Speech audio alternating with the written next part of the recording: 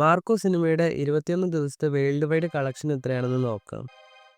ആദ്യത്തെ വീക്കിൽ 53,15,00,000, രണ്ടാമത്തെ വീക്കിൽ 26,04,00,000, മൂന്നാമത്തെ വീക്കിൽ 17,85,00,000.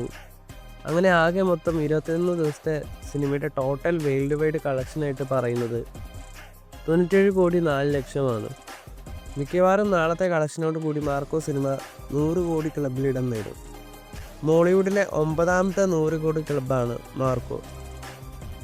ഇനി സിനിമയുടെ ഹിന്ദി വെർഷൻ്റെ ബോക്സ് ഓഫീസ് അപ്ഡേറ്റ് നോക്കാം.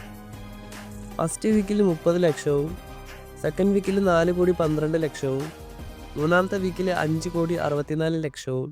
ടോട്ടൽ 3 ആഴ്ചത്തെ ഗ്രോസ് കളക്ഷൻ എന്നത് 11,09,00,000. രേഖാചിത്രം സിനിമയുടെ 2 ദിവസത്തെ estimated global box office collection എത്രയാണെന്ന് നോക്കാം.